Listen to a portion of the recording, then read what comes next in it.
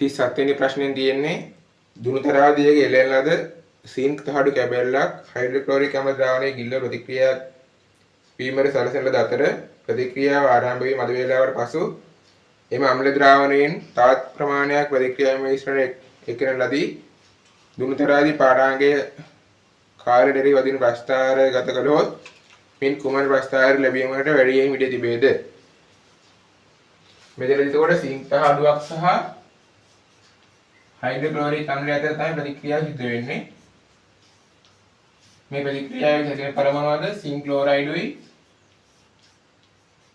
Hydrogen හැදෙන්නේ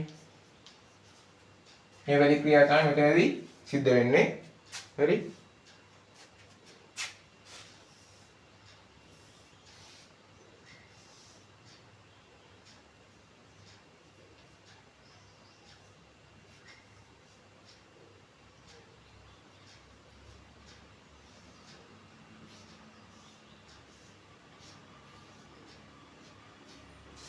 මේ විදිහට තියෙනවා හයිඩ්‍රොක්ලෝරික් අම්ල ද්‍රාවණය ඒක සින්ක් තහඩුව දුනුතර ආදියකින් එල්ලලා තියෙනවා ආරම්භයේදී හයිඩ්‍රොක්ලෝරික් ද්‍රාවණයේ සාන්ද්‍රණය ගොඩක් වැඩි ආරම්භයේදී හයිඩ්‍රොක්ලෝරික් අම්ල ද්‍රාවණයේ සාන්ද්‍රණය වැඩි එතකොට මෙන්න මේ ප්‍රතික්‍රියාවේ මෙන්න ප්‍රතික්‍රියක සාන්ද්‍රණය ගොඩක් වැඩි ආරම්භයේදී මේ ප්‍රතික්‍රියකේ සාන්ද්‍රණය ගොඩක් වැඩි හයිඩ්‍රොක්ලෝරික් සාන්ද්‍රණය වැඩි කියලා කියන්නේ प्रतिक्रिया सांद्रण्य ගොඩක් වැඩි ප්‍රතික්‍රියකයේ सांद्रण्य ගොඩක් වැඩි කියලා කියන්නේ මේ ප්‍රතික්‍රියාවේ ශීඝ්‍රතාවය ආරම්භයේදී ගොඩක් වැඩි ප්‍රතික්‍රියාවේ ශීඝ්‍රතාවය ගොඩක් වැඩි කියලා කියන්නේ මෙන්න මේ සින්ක් තහඩුව වේගයෙන් ක්ෂය වෙනවා වේගයෙන් සින්ක් තහඩුව වේගයෙන් ක්ෂය වෙලා මේකේ බර වේගයෙන් අඩු වෙනවා බර අඩු වීමේ ශීඝ්‍රතාවය වැඩි හරි ඒක ප්‍රස්ථාරයේ මේ පැත්තට කාලය ගත්තොත් මේ පැත්තට ප්‍රස්ථාරයේ පාඨාංගය ගන්නවා හරි ආරම්භයේදී මේකේ සාන්ද්‍රණය වැඩි සාන්ද්‍රණය වැඩි කියන ප්‍රතික්‍රියාවේ ශීඝ්‍රතාවය වැඩි ප්‍රතික්‍රියාවේ ශීඝ්‍රතාවය වැඩි කියලා කියන්නේ සින්ක් තහඩුවේ වේගයෙන් ක්ෂය වෙනවා වේගයෙන් ක්ෂය වෙද්දී දුනුතරාදී පාඨාංගයේ වේගයෙන් අඩු වෙනවා දුනුතරාදී පාඨාංගයේ වේගයෙන් අඩු වෙනවා හරි දුනුතරාදී පාඨාංගයේ වේගය අඩු වෙනවා ටික කාලයක් ගියාට පස්සේ මේ ප්‍රතික්‍රියාවේ ශීඝ්‍රතාවය අඩු වෙනවා ඒකට හේතු තමයි දැන් හයිඩ්‍රොක්ලෝරික් අම්ලයේ සින්ක් එක ප්‍රතික්‍රියා කරලා ද්‍රාවණයේ තියෙන HCl සාන්ද්‍රණය අඩුයි ටිකක් වෙලා යද්දී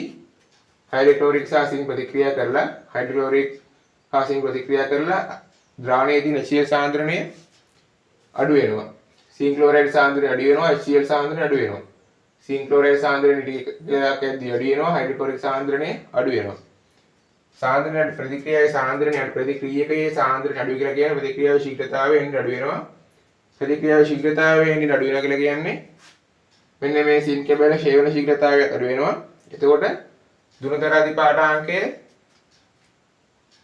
අඩු වෙන ශීඝ්‍රතාවයත් අඩු වෙනවා දුනුතරාදී පාඨාංගය අඩු වෙන්නේ තෙමීට ටික වෙලාවකින් දුනුතරාදී පාඨාංගය අඩු වෙන්නේ තෙමීට මේක දුනුතරාදී පාඨාංගය අඩු වෙන්නේ මුලදී දුනුතරාදී පාඨාංගයේ වේගයෙන් අඩු වුණා ඊට පස්සේ ටික වෙලාවක් යද්දී දුනුතරාදී පාඨාංගය අඩු වෙන ශීඝ්‍රතාවය අඩු වෙයි මේ හරිය ඉඳන් දුනුතරාදී පාඨාංගය අඩු වෙන ශීඝ්‍රතාවය අඩු වෙලා තියෙනවා මෙතන දුනුතරාදී පාඨාංගය වේගයෙන් අඩු වෙලා තියෙනවා මේ හරියේදී දුනුතරාදී පාඨාංගයේ වේගයෙන් අඩු වෙලා තියෙනවා මේ කොටසදී වගේ දුනුතරාදී පාඨාංගය අඩු වෙලා තියෙන්නේ හිමීට ආයේ මේක HCl ටිකක් දානවා හරි නැවතත් මේක HCl දාපුවාම මොකද වෙන්නේ ප්‍රතික්‍රියකයේ සාන්ද්‍රණය ආයෙත් වැඩි වෙනවා ප්‍රතික්‍රියකයේ සාන්ද්‍රණය ආයෙත් වැඩි වෙනවා කියලා කියන්නේ ප්‍රතික්‍රියා ශීඝ්‍රතාවය ආයෙත් වැඩි වෙනවා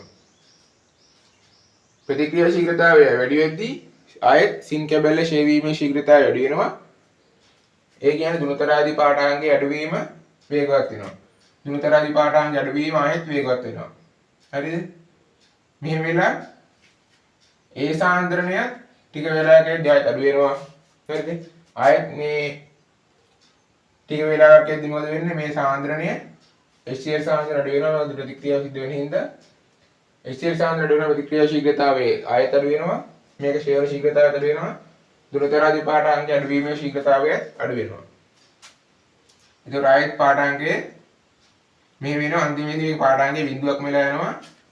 මොකද ඒකට හේතුව තමයි අන්තිමේදී මේ සින් කේබල් ෂේ වෙලාම යනවා.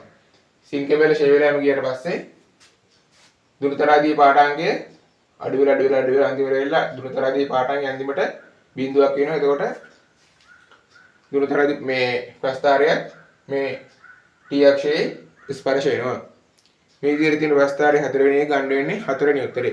38 වෙනි ප්‍රශ්නෙන් කියලා තියෙන්නේ පහත සඳහන් ප්‍රකාශ අතරින් වැරදි ප්‍රකාශය කුමක්ද? වායු ගෝලයේ ක්ලෝරෝෆ්ලෝරෝකාබන් එක්වීමෙන් අම්ල වැසි ඇති වේ. ක්ලෝරෝෆ්ලෝරෝකාබන් කියන්නේ මොනවද? CFC. CFC වලින් අම්ල වැසි ඇතිවීම සඳහා බලපෑමක් ඇති වෙන්නේ නැහැ. හරිද? CFC වලින් අම්ල වැසි ඇතිවීම සඳහා බලපෑමක් ඇති වෙන්නේ නැහැ. අම්ල වැසි ඇතිවීම සඳහා ප්‍රධාන බලපෑමක් ඇති කරන වායුව තමයි වායු ගෝලයේ තියෙන වායු ගෝල එකතු වෙන sulfur dioxide, sulfur trioxide, nitrogen dioxide. හරිද? මෙන්න මේ වායු තමයි ප්‍රධාන වශයෙන් අම්ල වැසි ඇතිවීම සඳහා හේතු වෙන්නේ. වායු ගෝලයේ මෙන්න මේ වායු නිකුත් වීම තමයි ප්‍රධාන වශයෙන් අම්ල වැසි ඇතිවීම සඳහා හේතු වෙන්නේ. අම්ල වැසි ඇති වෙන්නේ කොහොමද? හරිද? වර්ෂා ජලයේ වායු ගෝලයේ තියෙන මෙන්න මේ වායුනේ ප්‍රතික්‍රියා කරලා අම්ල හදනවා. සල්ෆර් ඩයොක්සයිඩ් වර්ෂා ජලයත් එක්ක ප්‍රතික්‍රියා කරලා හදනවා මොනවද? H2SO3. H2SO3 කියන්නේ සල්ෆියුරස් අම්ලය. හරිද? සල්ෆර් ඩයොක්සයිඩ් වර්ෂා ජලයේ තියෙන ජලයත් එක්ක ප්‍රතික්‍රියා කරලා හදනවා සල්ෆියුරස් අම්ලය. හරි? සල්ෆර් ට්‍රයොක්සයිඩ් හදනවා සල්ෆියුරික් අම්ලය. සල්ෆියුරික් අම්ලය. නයිට්‍රජන් ඩයොක්සයිඩ් හදනවා නයිට්‍රික් අම්ලය. හරි? මෙන්න මේ වායුන් වැසි ජලයත් එක්ක ප්‍රතික්‍රියා කරලා මෙන්න මේ අම්ල හදනවා. මෙන්න මේ අම්ල වැසි ඇතිවීම තමයි අම්ල වැසි ඇතිවීමට හේතුව වෙන්නේ. ඊළඟට තියෙන්නේ හරිතාකාර ආචරණයේ ජීවේ පවත්වාගෙන යාමට අත්‍යවශ්‍ය ඒක හරි. හරි? හරිතාකාර ආචරණය කියන්නේ මොකද්ද? මෙහෙම තියෙන අපි පෘථුවිය. හරි? මෙහෙම තියෙන පෘථුවිය. මෙහෙම තියෙනවා පෘථුවිය. පෘථුවියට සූර්යාලෝකයේ සූර්ය ශක්තිය එන මේ විදිහට. පෘථුවියට සූර්ය ශක්තිය එනවා. හරිද? පෘථුවියට මේ සූර්ය ශක්තියෙන් පෘථිවි පෘෂ්ඨයේ ඉඳන් ආපහු මොකද ආපහු පරාවර්තනය කියලා විකිරණය වෙනවා. පෘථිවියේ එන සූර්ය ශක්තිය පෘථිවි පෘෂ්ඨයේ ඉඳන් ආපසු මෙහෙම විකිරණය කරනවා. හරිද? පෘථිවියේ එන සූර්ය ශක්තිය පෘථිවි පෘෂ්ඨයෙන් ආපසු මේ විදිහට විකිරණය කරනවා. හැබැයි පෘථිවි වටා තියෙන වායු ගෝලයේ තියෙන වායු වලින් පෘථිවි වටා වායු ගෝලයේ තියෙන මෙන්න මේ විදිහට පෘථිවි වටා තියෙන වායු ගෝලය මේ වායු ගෝලයේ තියෙනවා මොනවද? මේ වායු ගෝලයේ තියෙනවා කාබන් ඩයොක්සයිඩ්, ජල වාෂ්ප, ඊළඟට ආය තියෙනවා ක්ලෝරෝෆ්ලෝරෝකාබන්, CFC, ආය මීතේන් තියෙනවා. හරි? පෘථිවි වායු ගෝලයේ තියෙන මෙන්න මේ වගේ වායු වලින් මොකද කරන්නේ? මේ ආපාස විකිරණ ශක්තියෙන් වැඩි කොටසක් පුරා ගන්නවා. හරි? මේ විදිහට ආපාස සූර්යාගේ ඉඳන් බැමිලා ආපාස විකිරණයේ සූර්ය ශක්තියෙන් වැඩි කොටසක් පෘථිවි වටා වායු ගෝලයේ තියෙන මෙන්න මේ වායු වලින් උරා ගන්නවා. උරාගෙන ඒවා නැවත පෘථිවි පෘෂ්ඨය වෙතට පරාවර්තනය කරනවා. හරි? ආපාස විකිරණ ශක්තියෙන් වැඩි කොටසක් උරාගෙන ඒවා නැවත පෘථිවි පෘෂ්ඨය වෙතට පරාවර්තනය කරනවා. මෙන්න මේ සංසිද්ධිය වැදගත් වෙනවා ගෝලීය උණුසුම පවත්වා ගන්නට. මේ සංසිද්ධිය වැදගත් වෙනවා ගෝලීය උණුසුම පවත්වා ගන්න. මෙන්න මේ ක්‍රියාවලියට අපි කියනවා හරිතාකාර ආචරණය කියලා. මෙන්න මේ ක්‍රියාවලියට අපි කියනවා හරිතාකාර ආචරණය කියලා. මේ හරිතාකාර ආචරණය සඳහා දායක වෙන මෙන්න මේ වායු වලට කියනවා හරිතාකාර වායු කියලා. හරිතාකාර ආචරණය සඳහා දායක වුණු මෙන්න මේ වායු වලට කියනවා අපි හරිතාකාර වායු කියලා. හරි? මේ වායු වලට කියනවා අපි හරිතාකාර වායු කියලා. එතකොට හරිතාකාර ආචරණ ජීව පවත්වාගෙන යාමට අත්‍යවශ්‍ය ඔව් ඒක හරි. ගෝලීය උණුසුම වීම කෙරෙහි හරිතාකාර ආචරණය බලපයි. ඔව්. මේ විදිහට මේ ආවසු සූර්ය විකිරණ පරාවර්තනයේ ප්‍රතිදේශයට වැදගත් වෙන ගෝලීය උණුසුම පවත්වාගෙන යන්න. ඊළඟට කියනවා නයිට්‍රජන් ඔක්සයිඩ් ඕසෝන් ස්තරය හායනය කෙරෙහි බලපායි. ඔව් ඒකත් හරි. ඕසෝන් ස්තරය කියන්නේ මොකක්ද? හරි. එතනදී වෙන්නේ පෘථිවිය තියෙනවා මෙහෙම. හරි. පෘථිවිය මෙහෙම තියෙනවා. සූර්යයා ඉන්න මේ විදිහට. පෘථිවිය වටා වයිගෝලය තියෙනවා මෙහෙම. හරි. පෘථිවිය වටා වයිගෝලය තියෙනවා මෙහෙම. දැන් පෘථිවියේ ඉහළ වායුගෝලයේ තියෙන හරි පෘථිවියේ ඉහළ වායුගෝලයේ තියෙන ඔක්සිජන් වායුව පෘථිවියේ ඉහළ වායුගෝලයේ තියෙන ඔක්සිජන් වායුව මෙන්න මේ සූර්යාගේ සිට පැමිණෙන අධිශක්ති පාරජාම්බුල කිරණ. එහෙම නැත්නම් UV කිරණ. හරි. පෘථිවියේ ඉහළ වායුගෝලයේ තියෙන ඔක්සිජන් වායුව සූර්යාගේ සිට පැමිණෙන අධිශක්ති පාරජාම්බුල කිරණ නැත්නම් UV කිරණ අවශෝෂණය කරලා හදනවා පරමාණු ඔක්සිජන්ගේ જાතියක්. හරි. පරමාණු ඔක්සිජන්ගේ જાතියක් හදනවා. මෙන්න මේ පරමාණු ඔක්සිජන් ආයෙත් මේ වායුගෝලයේ තියෙන ඉතිරි ඔක්සිජන් අණුත් එක්ක එකතු වෙලා හදනවා ඕසෝන් වායුව. හරි. පෘථිවියේ ඉහළ වායුගෝලයේ තියෙන ඔක්සිජන් UV කිරණ අවශෝෂණය කරලා හදනවා පරමාණු ඔක්සිජන්. මේ පරමාණු ඔක්සිජන් පෘථිවි වායුගෝලයේ තියෙන ඉතිරි ඔක්සිජන් සමග ප්‍රතික්‍රියා කරලා හදනවා ඕසෝන් කියන මෙන්න මේ O3. ඒවත් ඕසෝන් කියන මෙන්න මේ වායුව. ආයි විවිධ ක්‍රියාවලියේ බලපෑම් මගින් මේ ඔක්සිජන් ඕසෝන් ආයපත් වෙනවා සාමාන්‍ය ඔක්සිජන් වායුව බවට. හරි. ඕසෝන් ස්තරය තුළ මෙන්න මේ ක්‍රියාවලිය සිද්ධ වෙනවා. ඔක්සිජන් පරමාණු ඔක්සිජන් වඩපත් වෙනවා. පරමාණු ඔක්සිජන් ආය ඔක්සිජන් සමග එකතු වෙලා ඕසෝන් හදනවා. ඕසෝන් නැවතත් ඔක්සිජන් වඩපත් වෙනවා. මෙන්න මේ ක්‍රියාවලිය සිද්ධ වෙනවා ඕසෝන් ස්තරය තුළ. හරි. එතකොට මොකද උනේ? දැන් මේ ක්‍රියාවලිය සඳහා සූර්යාගේ සිට වෙන අධිශක්ති පාරජාම්බුල කිරණ අවශෝෂණය කරගත්තා. අන්න එතකොට අධිශක්ති පාරජාම්බුල කිරණ මේ ක්‍රියාවලිය සිඳ අවශෝෂණය කර ගැනීම හේතුවෙන් අධිශක්ති පාරජාම්බුල කිරණ පෘථිවි පෘෂ්ඨය කරා ළඟාවීම වැඩක් වෙනවා. මෙතන දැන් මේ කිරණ අවශෝෂණය කරගත්තානේ. අන්නේ අවශෝෂණය කරගන්න හින්දා අධිශක්ති පාරජාම්බුල කිරණ පෘථිවි පෘෂ්ඨය කරා ළඟාවීම වැළකුණා. හරි. මොකද අධිශක්ති පාරජාම්බුල කිරණ ජීවීන්ට හිතකරයි. ජීවීන්ට වඩාත් හිතකරයි. ඕසෝන් ස්තරය මගින් මේ පෘථිවි පෘෂ්ඨය කරා ළඟාවීම වැළකුණා. හරි.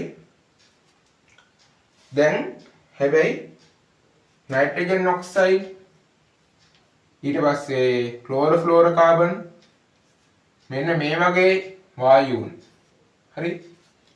මෙන්න මේ වගේ වායුන් මොකද කරන්නේ?